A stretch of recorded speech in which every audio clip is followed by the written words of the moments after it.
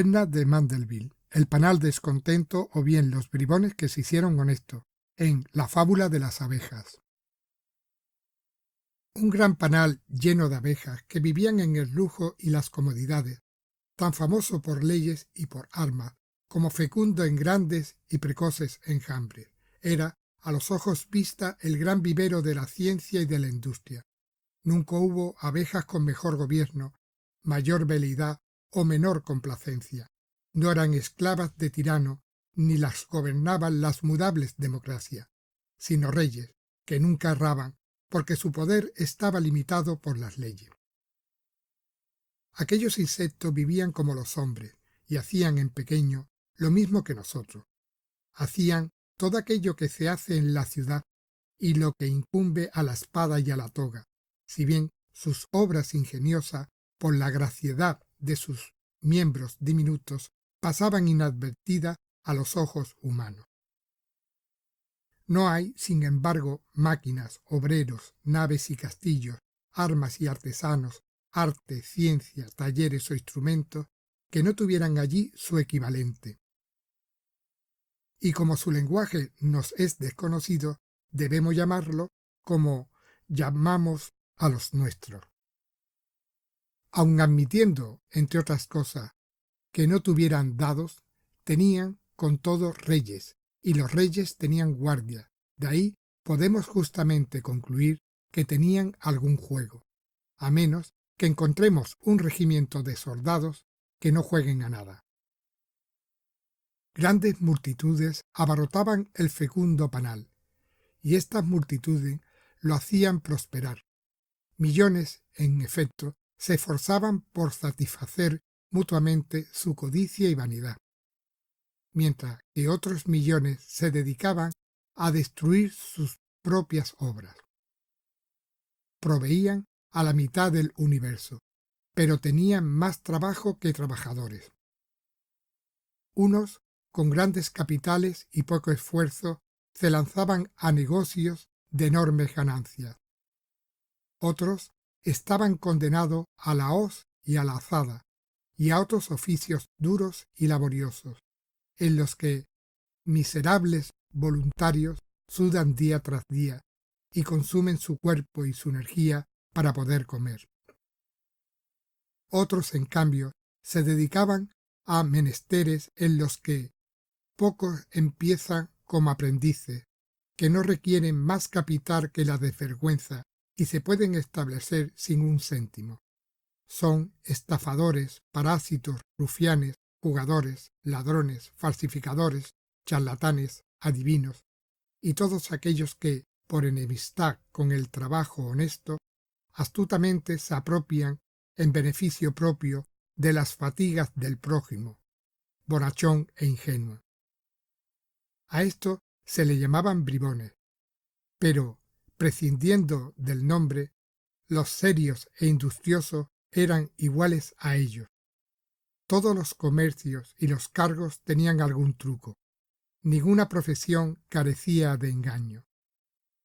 Los abogados, cuyo arte se basaba en suscitar litigio y hallar argucia, se oponían a todos los registros, de modo que los líos con las propiedades hipotecadas dieran más trabajo, como si fuera ilegítimo que uno supiera, sin mediar proceso, cuál era su propiedad. Hacían aplazar a posta las audiencias para embolsarse honorarios suplementarios, y para defender una causa injusta examinaban y estudiaban las leyes, como hacen los ladrones con las casas y las tiendas, para ver por dónde se entraba más fácilmente. Los médicos estimaban la fama y la riqueza más que la salud maltrecha del paciente o sus propias habilidades. La mayor parte se preocupaban no de las reglas de su arte, sino de tener un aspecto grave y pensativo y un porte severo, para ganarse el favor del farmacéutico y la cova de comadronas y curas, y de todos los que asisten a nacimientos o funerales, y de soportar a los charlatanes, y de escuchar las recetas de la tía de la señora, de adular a toda la familia con sus sonrisas formales y amables saludos, y lo que es peor aún, de soportar las impertinencias de las enfermeras. De entre los muchos sacerdotes de Júpiter pagados para invocar bendiciones de lo alto, pocos eran doctos y elocuentes, pero los había a millares violentos e ignorantes. Pasaban el examen todos aquellos que escondían la pereza, la lujuria, la avaricia y el orgullo, que les hacía famosos, como al sastre la tela o el brandy al marinero. Algunos, enjutos y miserablemente vestidos, pedían místicamente pan, entendiendo por pan alimento de todo tipo, aunque sólo recibieran el pan que habían pedido. Y mientras estos míseros morían de hambre, los holgazanes a los que servían gozaban a sus anchas y todas las gracias de la salud y de la abundancia se reflejaban en sus rostros. Los soldados, obligados a combatir, si sobrevivían, recibían honores. Otros, no obstante, para evitar el encuentro sangriento, se hacían amputar algún miembro y huían. Algunos generales valerosos se enfrentaban el enemigo, otros se dejaban corromper para dejarlos huir. Unos se aventuraban siempre en el corazón del combate y perdían una pierna o perdían un brazo, hasta que, de todo inválidos y dejados de lado, vivían con media soldada. Mientras que otros, sin haber ido nunca al frente, vivían en retaguardia, gozando de una doble paga. Sus reyes querían ser servidos, pero deshonestamente, pues sus propios ministros les engañaban. Muchos de ellos, doblando incluso el espinazo para servirlos bien, robaban a la misma corona a la que servían. Las pensiones eran bajas, pero su tren de vida elevado, y se jactaban incluso de su honradez. Cada vez que abusaban del derecho, reclamaban una gratificación por su expediente tramposo, y cuando la gente llegó a entender la jerga que usaban, cambiaron las expresiones por la de emolumentos, no queriendo ser concisos y claros en nada que tuviera que ver con sus ganancias. De hecho, no había abeja que no ganara, no digo más de lo que debiera, sino más de lo que se atreviera a dejar entender a los demás, que pagaban, como nuestros jugadores, que, aun jugando limpiamente, no dicen nunca claramente ante los perdedores cuánto han ganado. ¿Quién podrá poner al descubierto todos sus fraudes? Incluso los que se vendían por la calle como abono para la tierra, se descubría a menudo que se mezclaba con un cuarto de piedra y casquillos inservibles. Aunque tampoco el engañado podía quejarse, también él vendía la sal a precio de manteca. La misma justicia, célebre por su equidad, no había perdido el sentimiento pese a ser ciega. Dejaba caer a menudo, corrompida por el oro, su mano izquierda, aquella con la que debía sostener la balanza. Y si bien parecía imparcial cuando el castigo era corporal y exigía un procedimiento regular para los homicidios y los crímenes violentos, o cuando a alguno, expuesto a mofa primero por fraude, era luego ahorcado con la soga hecha por ellos mismos.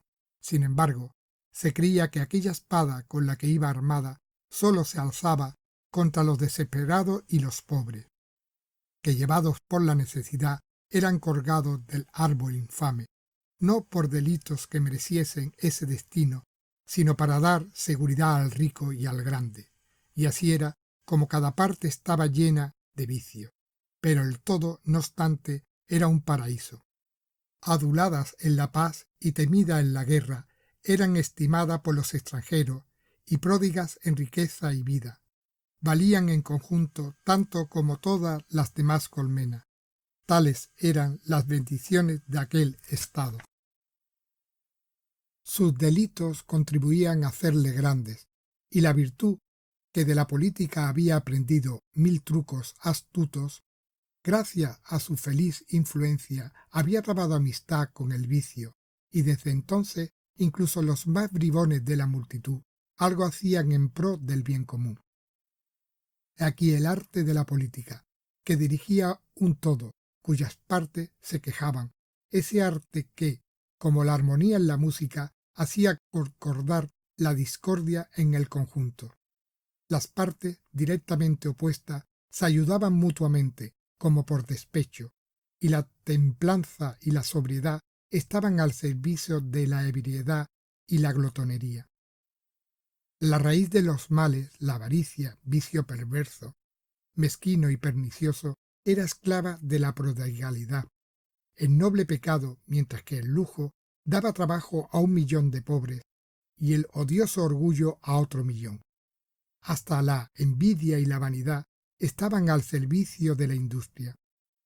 Su locura favorita, la inconstancia en el comer, el vestir y el mobiliario, un vicio extraño y ridículo, pasó a ser la rueda que movía el comercio. Sus leyes, sus ropas estaban por igual sujetas a cambios, porque lo que un tiempo estaba bien hecho, en medio año era ya delito. Pero mientras cambiaban así sus leyes, siempre buscando y corrigiendo defectos, como la inconstancia ponían remedio, a faltas que la prudencia no pudo prever. Así el vicio alimentaba el ingenio, que, justo con el tiempo y la industria, había aportado a la vida las comodidades, los verdaderos placeres, el confort, la holgura, de tal medida que hasta los más pobres vivían mejor que antes los ricos. Y nada más podría añadirse: cuán vana es la felicidad de los mortales. Si hubiese conocido los límites de la felicidad, y aquí abajo la perfección, es más de lo que los dioses pueden otorgar. Esos quejumbrosos animales se habrían contentado con sus ministros y sus gobiernos, pero al contrario, a cada fracaso, como criaturas perdidas sin remedio, maldecían al político, ejércitos y flotas, y cada uno gritaba: «¡Abajo los bribones!», aunque cada cual conocía su propia bribonería. La excluía despiadadamente en el otro. Uno, que había acumulado una fortuna principesca timando al amo, al rey y al pobre, tenía la audacia de gritar: «¡Que se hunda la tierra con todos los engañados!». ¿Y contra quién creéis que lanzaba su sermón? Contra un guantero que vendía borregos por cabritos. Apenas había cosa mal hecha o contraria a los intereses públicos, pero todos los canallas gritaban con descaro: «¡Oh Dios, si fuéramos un poco honrados!». Mercurio sonreía ante ese cinismo, que los otros dioses llamaban falta de sensatez, de protestar siempre contra lo que les gustaba. Pero Júpiter, llevado por la indignación, al final juró, airado, liberar para siempre al alborotado panal del fraude, y lo hizo.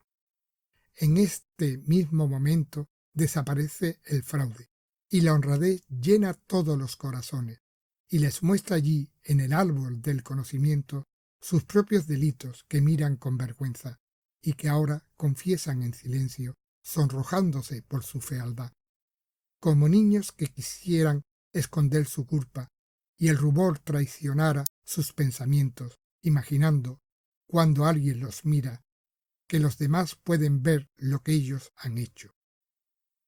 Pero, oh dioses, qué contestación, qué grande y repentina transformación.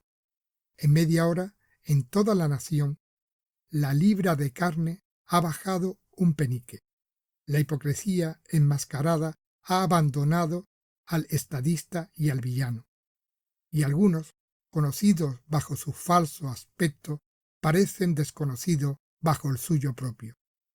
Los tribunales callaron a partir de aquel día, porque ahora los deudores pagan gustosamente a sus acreedores incluso las deudas de las que se habían olvidado. Y esto perdonaban deudas que nunca habían olvidado. Los que no tenían razón callaban y renunciaban a causas infundadas y vejatorias. Y como nada puede medrar menos que los abogados en un panal honrado, todos, menos aquellos que habían ganado suficiente, Tomaron la de Villadiego, escaparon con sus tinteros. La justicia colgó a algunos y a otros los dejó libres. Y tras vaciar las cárceles, no siendo ya necesaria su presencia, se retiró con su séquito y su pompa. Abrían la marcha los herreros, con cerrojos y rejas, cadenas y puertas reforzadas con hierro. Seguían luego los carceleros, celadores, ayudantes, y delante de la diosa, aun a cierta distancia de ella, su principal y fiel ministro, el verdugo, el último que consumaba la ley. Portaba no ya su espada imaginaria, sino sus propios instrumentos, el hacha y la cuerda. Al final, en una nube, la bella de los ojos vendados, la justicia, impulsada por el viento, en torno a su carro, y por atrás marchaban sargentos, funcionarios de policía de todo tipo, oficiales judiciales y todos aquellos que se ganaban la vida con la desgracia ajena. La medicina se mantenía, pero cuando la gente enfermaba, sólo recetaban las abejas competentes, tan bien distribuidas por todo el panal que ninguna necesitaba desplazarse, evitando las discusiones inútiles. Se esforzaban por librar de sus males a los pacientes. Abandonaron el uso de remedios de países tramposos y usaban solo sus propios productos, sabiendo que los dioses no mandaban enfermedades a un país sin mandarles también remedios. El clero despertó de su pereza y no dejó sus deberes en manos de abejas vicarias, sino que se aprestó a oficiar él mismo, libre de vicios, orando y ofreciendo sacrificio a los dioses. Todos los ineptos o los que sabían que se podían prescindir de sus servicios se marcharon. No había ya trabajo para tantos, suponiendo que los honrados necesiten de alguno. Y sólo unos pocos se quedaron junto al sumo sacerdote, a quien todos obedecían. Él mismo, ocupado en quehaceres sacros, dejó en manos de los demás los asuntos de Estado. No echó de su puerta a los que tenían hambre, ni robó nada del jornal de los pobres, sino que el hambriento comía en su casa y el jornalero encontraba allí pan abundante, y el pobre viajero cama y alojamiento. Entre los grandes ministros del rey y todos los funcionarios inferiores, el cambio fue también grande, y en efecto, frugalmente vivían ahora de su sueldo. Que una pobre abeja tuviera que acudir 10 veces a reclamar lo debido, una ínfima suma, y el empleado bien pagado la obligara a dar una corona, mientras que no se le daba nunca lo suyo, sería llamado ahora claramente engaño. Antes lo llamaban gratificación. Todos los puestos que antes ocupaban tres que se vigilaban su común bribonería y que a menudo, por afinidad, se ayudaban mutuamente en los latrocinios, son ocupados ahora felizmente por uno solo. Y con todo esto ha desaparecido unos miles más. El honor ya no permitía estar debiendo los propios gastos. Las libreas acababan en manos de prestamistas, renuncian a sus coches a cambio de casi nada, venden los imponentes caballos y sus casas de campo para pagar las deudas. Se evitan ahora los gastos inútiles como si fueran un fraude. No se mantienen tropas en el extranjero. Se ríen de la estima de los extranjeros y de la vanagloria ganada en la guerra. Luchan, pero solo por su patria, cuando el derecho a la libertad está en juego. Contemplan ahora el panal glorioso y ved cómo honradez y comercio están de acuerdo. Se ha ido el esplendor, se despuebla veloz y ofrece un aspecto muy diferente. En efecto, no sólo se ha marchado aquellos que un año gastaban grandes sumas, sino que también las multitudes que de ellos vivían. Deben hacer lo mismo cada día. En vano han buscado otros oficios, todos estaban ya saturados. Cae el precio de la tierra y de las casas. Palacios maravillosos, cuyos muros, como los de Tebas, se alzaron para el juego, se ofrecen en alquiler, mientras que los lares antes alegres y bien afincados preferirían ahora morir entre llamas a que ver ahora cómo la vulgar inscripción en la puerta se ríe de las inscripciones soberbias que la precedieron. El arte de la construcción anda medio muerto. Los artesanos no encuentran trabajo, no hay ya pintores famosos por su arte, y nadie conoce ya a los canteros y a los grabadores. Los que se han quedado y se han vuelto sobrios buscan no cómo gastar, sino cómo vivir. Y cuando han pagado la cuenta en la taberna, deciden no volver más a ella. En toda la colmena no había ya casquivanas de taberna que pudieran llevar vestidos de oro y prosperar. No hay usureros que preste grandes sumas para un Borgoña o a los hortelanos. No se ven ya cortesanos que con su dama cenaban en casa a diario manjares navideños, gastando en 2 horas lo que cuesta mantener un día a un escuadrón de caballería. La arrogante Chloe, para darse una gran vida, había empujado al marido a defraudar al Estado. Ahora vende aquellos muebles con los cuales se saquearon las Indias, reduce los gastos superfluos de la compra y viste todo el año la misma gruesa tela. Pasó la edad frívola y voluble, y la ropa, como las modas, dura. Los tejedores que tejían ricas sedas y plata, como todos los oficios subordinados, han desaparecido. Reina la paz completa y la abundancia, y todo va a buen precio, pero es ordinario. La naturaleza generosa, que ya no fuerza el jardinero, ofrece a todos sus frutos según su curso, pero no se puede obtener exquisiteces si no se paga el esfuerzo por lograrlo. A medida que el orgullo y el lujo disminuye, abandonan también gradualmente los mares. No hay mercaderes ahora, sino compañías que cierran factorías enteras. Las artes y los oficios están olvidados. La satisfacción, ruina de la industria, les hace admirar lo que el país ofrece y no buscar más allá, ni lo desean.